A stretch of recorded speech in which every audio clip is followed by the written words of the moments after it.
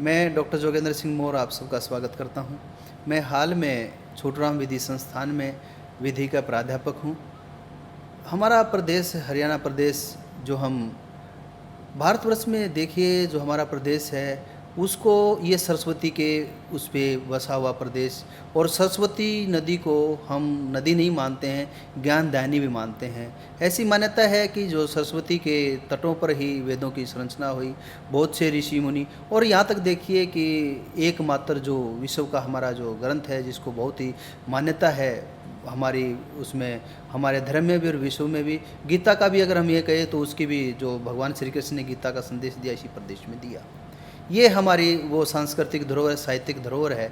और आप पूरे उसमें विश्व में अगर आप देखेंगे तो इसी जो ये क्षेत्र है, इसी में आप देखेंगे कि सांग जो अपने आप में है, जो नाटक की जो सांग की विधा है, उसमें आप देखिए कि उसके मूल में आप जाएंगे तो उसमें कविता है।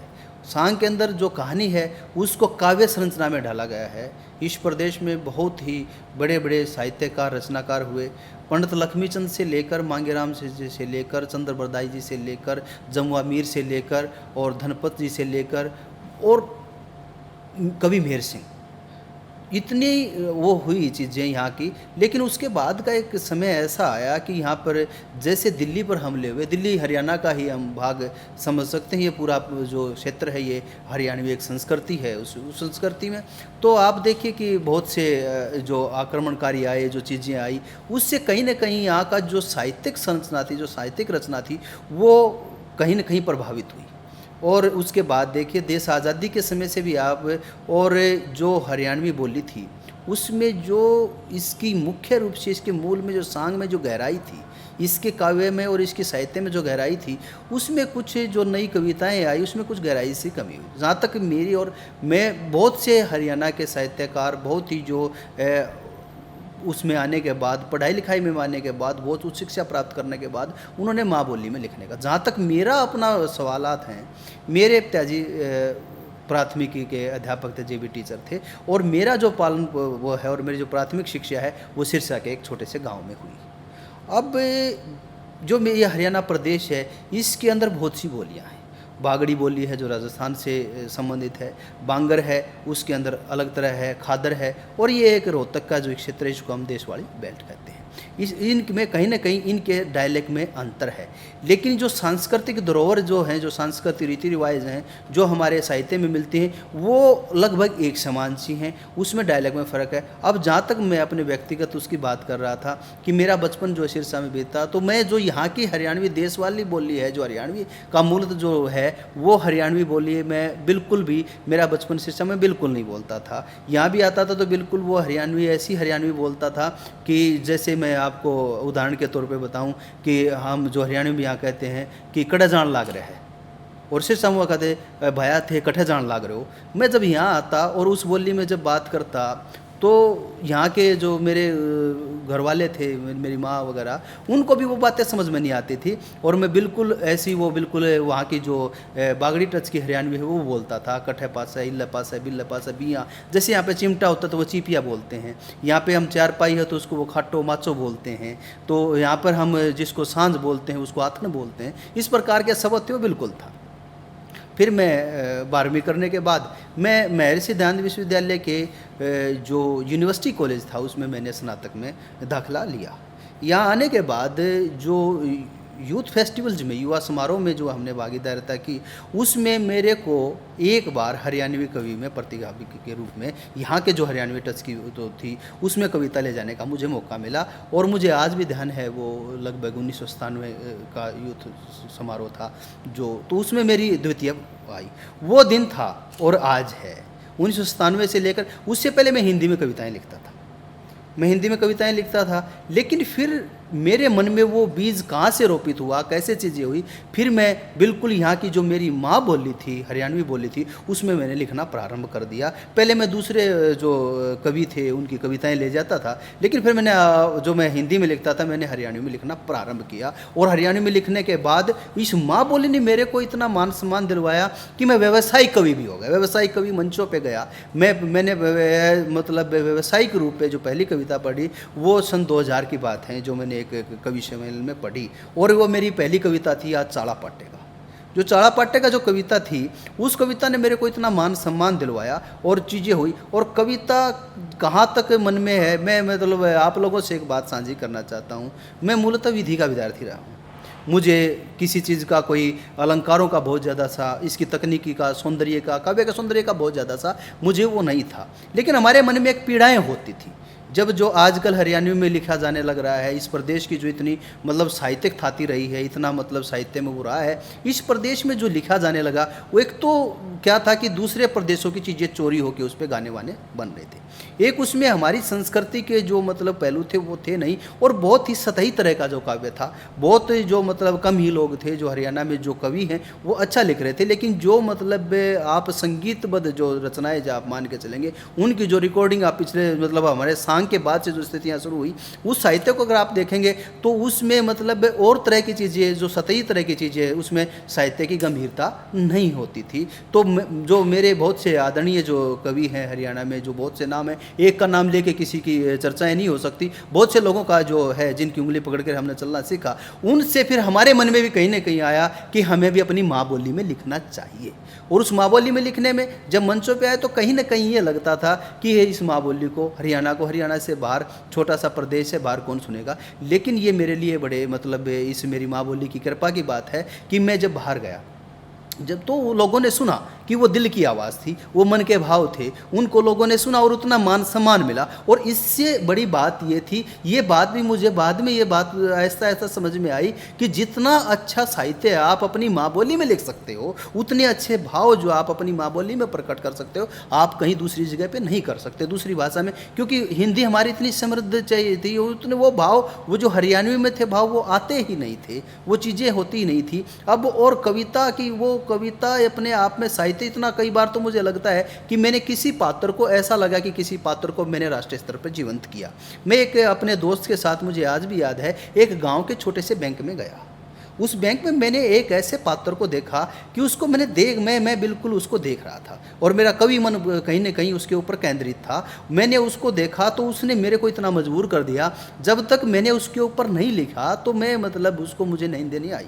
और मैंने उस साधारण से पात्र को, वो उसके काम बिल्कुल असाधारण थे, उसको देख के मैंने लिखा। और मैं मतलब बड़े आधिकारिक रूप से कहता हूँ कि अपनी माँ बोली में इतना अच्छा साहित्य है, अपने मुंह से बड़ाई वाली बात नहीं है, पर मुझे लगता है मेरे मन की कविता है, वो मन की कविता है। मैंने देखा कि और कविता अपने आप में बोलती है, उसको भूमिका की भी ज़रूरत नहीं। कविता अपने आप में एक वो विधा है जो आप बहुत बड़ी बात को सारांश में कह के, मूल में उसका केंद्रित करके कहते हैं।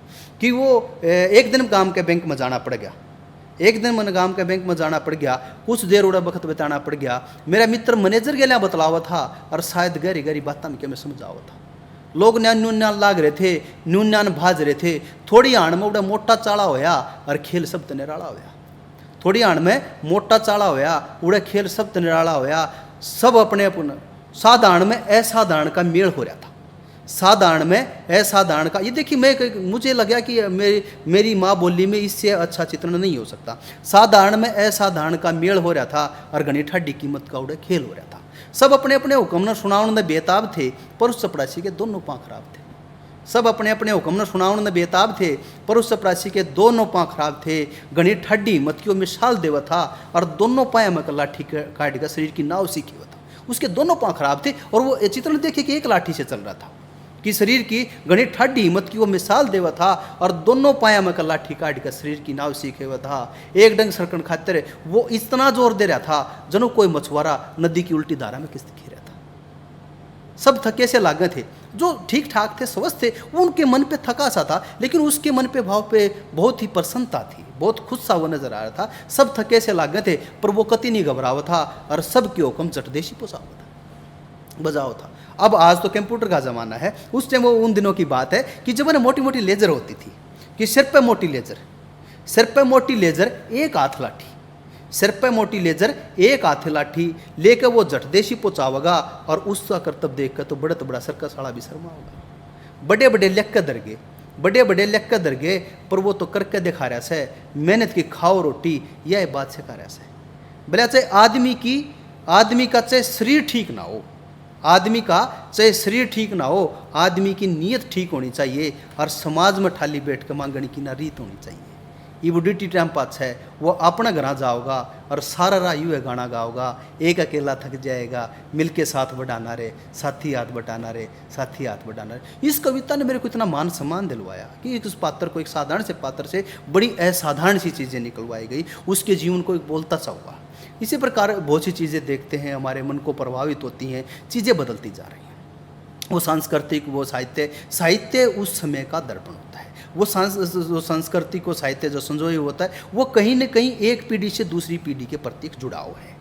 उस जुड़ाव से समाजीकरण होता है, बहुत कुछ चीज़ें व्यक्ति सीखता है और बदलती चीज़ों के साथ कहीं न कहीं उन चीज़ों में, उन परंपराओं में, परंपराएं क्या होती हैं? परंपराएं परिवार को व्यक्ति से जोड़ने को, और संस्कृति, इसी चीज़ का नाम संस्कृति है। जहाँ जुड़ाव है उसको संस्कृति कहते हैं। हमारे यहाँ इतनी मतलब प्रबुद्ध परंपराएं थी कि जिन परंपराओं में हमारे जितने भी कार्य होते थे उनमें सब की कोई न कोई भूमिकाओं परंपरागत रूप से होती थी, जिसके समाज में एक बड़ा जुड़ाव था। आज के इस भौतिकवादी समय में वो परंपराएं टूटी। अब मेरा जैसे गांव में जीवन बीता है, मैंने उन परंपराओं को देखा। उन परंपराओं में जो व्यक्ति की संलग्नता थी, व्यक्ति की जो भूमिका थी, उसमें जो भाईचारा था, वो चीज़ें दिखाई दी। तो मैंने कहीं न कहीं चीज़ों से जोड़ने, उस वक्त को और इस वक्त को जोड़ने की कोशिश की अपनी एक कविता के माध्यम से कि पुराना वक्त याद तो बहुत आवश्यक है, पुराना वक्त याद तो बहुत आवश्यक है, पर के पार बस आवश्यक है। कि पुराने वक्त की यादें तो आती हैं फिर पार नहीं बसाती हैं। कि पुराना वक्त याद तो बहुत आवश्यक है, पर के पार बस आवश्यक है, गांव के साफ सुथरे जोड़। अब जोड़ अपने आप में एक पूरी संस्कृति होती थी। आप जोड़ को देखिएगा, जोड़ पे पूरा मतलब जहाँ पूरे गांव के पशु लेके आते थे, जहाँ कपड़े वगैरह वहीं धोते थे, लोग नहाते वहीं थे।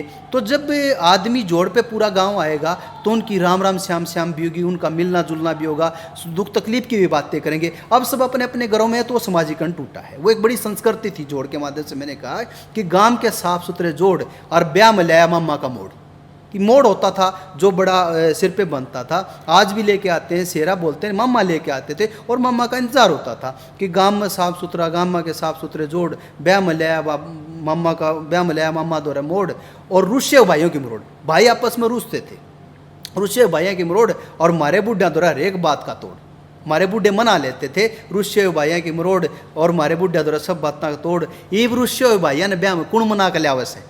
अब किसी की ज़रूरत महसूस नहीं करता आदमी। ईब रुष्य भाइया ने कुण मना कर लिया वैसे, पुराना वक्त याद तो बहुत आवश्यक, पर के पार बसावस है। जब जाते थे, बारात का निमंत्रण आता था तो बड़े खुशी खुशी होते थे। और एक और गजब की बात मैं आपसे साझा करना चाहता हूँ। सबके पास पूरा सेट कपड़ों का हम कहने वो नहीं होता था। आप देखिए, किसी के पास जूती नहीं होती थी, किसी के पास सिर का खिंडका नहीं होता था, किसी के पास कुर्ता नहीं होता था। एक दूसरे की चीज़ें मांग के ले जाते थे और बड़ी तैयारी करके जाते थे, वहाँ नहाते थे जाके। मैंने भी उस समय को देखा है कि माच का जनेत में जाना, औड़े जाके प्रेस की जेब बनाना और पत्तल पे बैठ के खाना, पत्तल पे बैठ के खाते थे। कि माच का जनेत में जाना, उड़े प्रेस की जेब पे बैठ कर नहाना और पत्तल पे बैठ कर खाना, मोटा मोटा गुलदाना, और ले ले और ले ले और ले ले, न्यू कह कहीं कुण जमावस है, पुराना भगत याद तो बहुत आवश्यक, पर के पार बसावस है। नई बहू का दूसर का आना। अब बहू जब नई बहू दूसर के आती थी तो पूरे गांव में पता चलता था। अब स्थितियाँ हैं, अब तो स्थितियाँ क्या होगी, लोगों को पता ही नहीं था क्या परिवारों में क्या खुशियाँ और 16 सोलह एक दिन की रिसेप्शन, वो चीज़ें होती हैं कि नई बहू का दूसर का आना, उसका घर तक ले आया और चूरमा खाना। अब वो मिठाइयाँ दुकानों की नहीं होती थी, उसके घर से चूरमा आता था। और जब वो चूरमा आता था, चूरमा वो एक हमारी एक हरियाणा की एक स्पेशल डिश है, बहुत ऐसी डिश है कि जिसने चूरमे को खाया है वही मतलब पहलवानी का खाना है। कि नई बहू का दूसर का आना, उसका घर तक ले आया और चूरमा खाना, और छोरियाँ का कार्तिक मनाना। हमारी जो लड़कियां थी वो कार्तिक का स्नान करती थी। कार्तिक में भी, कार्तिक में ठंड शुरू हो जाती है, उस कार्तिक के महीने में नहाने जाती थी, गीत गाते जाती थी। पूरा एक सांस्कृतिक वो एक हमारी धरोहर थी कि नई बहू का दूसर का आना, उसका घर तले और चूरमा खाना, छोरियाँ का कार्तिक में नहाना, राम और लक्ष्मण दशरथ के बेटे जिसे गीता का गाना, वो गीत गाती हुई चलती थी। ये मारे वो एक मीठे गीत कौन सुनावश है, पुराना वक्त याद तो बहुत आवश्यक, पर के पार बसावश है। वो पुराने वक्त की मीठी बातें हैं। खत्म हुए सारे रिश्ते नाते। अब रिश्ते नातों की वो जिम्मेदारियाँ, वो भूमिकाएं खत्म होती जा रही हैं, उनमें एक टूटना आ रही है। खत्म हुए सारे रिश्ते नाते, आगे टेंशन है टेंशन। जब रिश्तों में प्यार खत्म हो जाता है तो बहुत चिंताएं आ गई हैं। खत्म हो गए रिश्ते नाते, आगे टेंशन है टेंशन। ईब एक और नया नाता आया है जिसने कम live in relation. Live in relation एक जो ऐसा शब्द है जिसके अंदर ये नहीं है कि ये है क्या, ये पति पत्नी है, ये क्या है, एक नया नाता आया जिसने कम रिलेशन। ताऊ बोला बेटा यह के बकवादोस है। तो मैंने अपने ढंग से उसकी परिभाषा दी है, शायद सभी लोग मेरी बात को सुन के संबंध होंगे। ख़त्म हुए रिश्ते नाते, आगे टेंशन ई बेक और नया नाता आया से जिसने कम रिलेशन। ताऊ बोला बेटा यह के बकवादोस है। मन का ताऊ यू बिना जिम्मेदारियां का स्वाद होस है। इब छोटे बड़े तक कौन शर्मावस है। पुराना वक्त याद तो बहुत आवश्यक है पर के पार बसावस है। पुराना वक्त याद तो बहुत आवश्यक है पर के पार बसावस है। हमारे हरियाणा का जो साहित्य है उसके अंदर जो चिंतन है, वो जो गूढ़ है, ये उसके लोक साहित्य में ही चीज़ें हो सकती हैं। आप पूरे विश्व में कहीं भी जाकर देख लीजिए, जो गहराई वहाँ की माँ बोली में होती है, जो भाव व्यक्ति अपनी माँ बोली में प्रकट कर सकता है, जो साहित्य की गहराई वहाँ के लोक साहित्य में होती है, वो दूसरे साहित्य में नहीं हो सकती है। और मैं पूरे विश्व से ये मतलब है, आज लोक साहित्य बिल्कुल उसकी कगार पे हैं। और आप लोग जो ये मतलब डॉक्यूमेंट्री बना रहे हैं, जो ये चीज़ें कर रहे हैं, जो लोग आप जो ये चीज़ें जोड़ रहे हैं, इन चीज़ों को इकट्ठा कर रहे हैं, ये चीज़ें समाप्ति के कगार पे हैं। लोक साहित्य को बचाना बहुत जरूरी है। लोक साहित्य व्यक्ति का जीवन दर्शन है। लोक साहित्य व्यक्ति की सांस्कृतिक धरोहर है। उस धरोहर को बचाना इसलिए जरूरी है ताकि उस सांस्कृतिक धरोहर को एक पीढ़ी से दूसरी पीढ़ी तक दिया जा सके। आपका बहुत बहुत धन्यवाद।